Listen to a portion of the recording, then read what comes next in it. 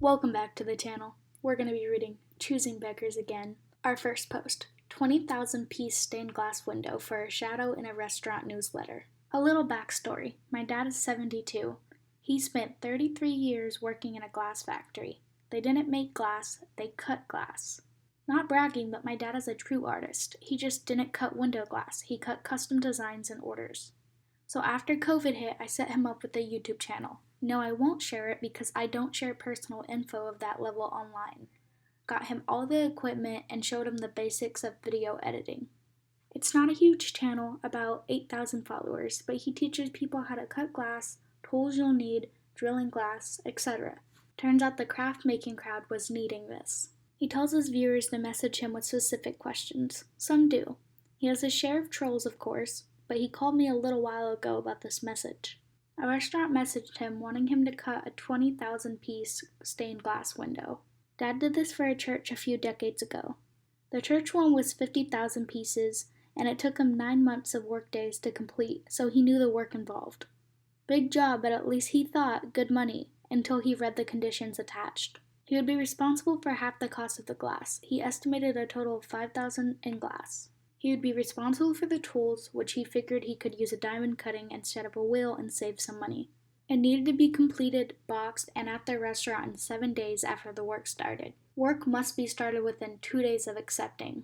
If a piece was not cut to exact specifications, he would have to pay them for their half of the glass and also replace the piece. He would not receive compensation, but his name would be printed once in the restaurant's newsletter. He would not be allowed to post the build or final project on YouTube. Well, Dad sent a thanks but no thanks reply. The restaurant at least asked him why, and he said the job would end up costing him about $3,000 to complete. They ended up sending a couple messages back and forth. The owner didn't realize how the situation works because he told Dad, people come in all the time, take a pic of their food and post it, they pay for the meal. Isn't that how influencers work? They pay you to post your products? He just blocked them. Well, the audacity, bro, because, okay, listen here. Not only does he have to pay for the glass, he's got to pay for his tools. He's got to get it done in 7 days. He has to start work in 2 days. That's his last thing took him 9 months, which you can cut that in about half because a lot more pieces, okay? That's still like 4 months, 4.5 months. Got it? That's still a long time. Not 1 week, 4.5 months. You can't expect that amount of work in 7 days. Not even allowed to post it on YouTube. And I bet their plan would be, okay, you're gonna make it, we're gonna not like one piece, so then we therefore get it for free because you're gonna pay us for the half a glass even though we did like the piece. They would just lie. Guarantee that was their plan. Okay, time for our second post. Is my friend being a choosing beggar? She's refusing to do a job she agreed to. I hope this isn't out of line to post on the subreddit, but I need your opinions. A friend of mine just moved out of her parents' house at age 26, and I don't think that's a bad thing, just bringing it up to provide context. She tried college out a few times, but never felt like it was for her, which I also respect. She's made money babysitting and nannying for the past 10 years while trying to publish a book. Recently, her aunt and uncle in a different state offered her a job nannying for their young son and cleaning the house. The conditions were that she worked 25-ish hours per week for them, and in return she could live in a rent-free in a 2-bedroom apartment that they owned down the road, as well as a weekly paycheck on top of that. She jumped on the opportunities and she's been wanting to move out of her parents' place for some time now, but hasn't had the ability. She's been there for about a month now. The nannying has worked out fine, but she told me yesterday in an urgent phone call that she's decided she can't bring herself to clean anymore. She feels like it's too below her and demeaning to clean someone else's house. It triggered her depression, which I believe and don't take lightly, so she asked for my advice on what to do in the situation. If it were me, I would do the job that I agreed to, especially for the compensation they're offering her. It's hard for me to put myself in her shoes because I find cleaning relaxing and therapeutic. This is a temporary job, so I feel like she should just stick it out until she can find something else. This job allowed her to finally move out of her parents' place. It was pretty much her only way out at this point. She hasn't gained experience in other fields of work and refuses to have any sort of job that requires her to have coworkers, a fixed schedule, or someone supervising her. I feel like she's being ungrateful and too picky about her situation, but I also validate her mental health struggles. Am I a horrible person? What should I tell her?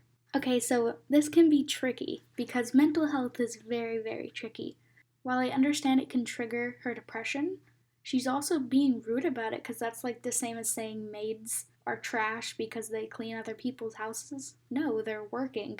Cleaning is work. People make a living off that. I don't know where she's trying to find a job where she won't have coworkers, a fixed schedule, or someone supervising her.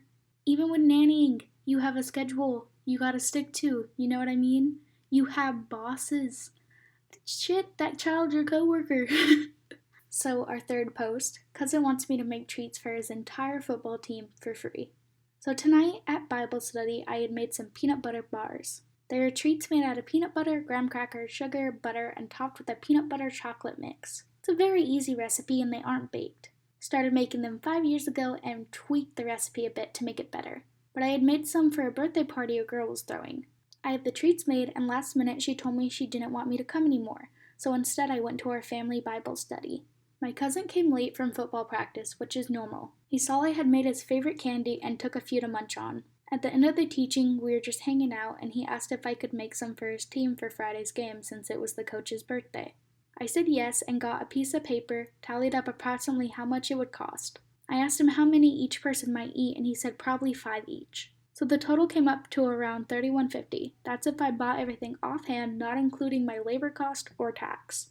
He was shocked that I wanted him to pay me. Like, excuse me, it takes like 20 minutes to whip up a batch of normal treats. There are 22 guys on his team, 23 counting the coach. 5 per person is 115 bars. Each batch is 26 bars, meaning I would have to make 4 batches. He argued that he didn't have that kind of money and I should just do it because I didn't get him anything for his birthday. We came to an agreement if he could get me 3 bags of chocolate chips for cheaper, I can do it. He's going to ask his guys to donate some money for the coach's birthdays that he can pay me with. I love making these things and I'm glad this one had a happy ending. I actually have some experience I can shed on this one because I actually love to bake. And let me tell you, even though things only take like 20 minutes, that's not counting dishes or anything. That's counting just straight making them. And I'm sure it's not counting how long they take to be in the fridge. Because guarantee they have to sit in the fridge for at least a little bit. Guarantee that. So you have to time all of them together and then multiplying them. Sometimes the recipe gets fucked up. And $31.50 is actually a really good price. 31 is like what you would charge for a regular cake. This is what I would charge for cinnamon rolls. And before you get on me about, oh my god, that's so much money for cinnamon rolls, it cost me $15 without labor to make those cinnamon rolls. And it's a dozen. 30 for a dozen with the frosting is not bad. Time for our last post. It is called Free Food. My county has been doing weekly food giveaways every Saturday since the pandemic started. You drive up, they verify your residence with your ID, and throw boxes of food in your trunk. My county has about 500,000 people, and there is a huge range of communities in terms of income level, food access, and housing stability. One of my neighbors has been going to these giveaways every week. The past 3 weeks, she has caught me outside working in the yard, and all she does is complain about the food they are handing out. What am I going to do with collard greens, spinach, onions, and apples, and this much chicken? They gave me 5 pounds of tater tots. What the fuck? Etc., etc. If she needed the food, I would understand, but it sure doesn't seem like it. If she wants to give away the food she won't use, great. But she spends half the day every Saturday going from house to house complaining about the free food. I've been suggesting she take what she doesn't want to the town clerk's office or to a local church, or looking at the Community Pandemic Help Facebook group for someone who is asking for help, but she shoots all of those down as too much work. Of all the bizarre things that happen in my neighborhood, this is the thing that really bothers me. The community that I grew up in has a lot of food and housing instability, and to think that someone from my old neighborhood is going hungry because her entitled ass is throwing out good food because she doesn't like it or she wants it gets under my skin like nothing else. That's really fucked up.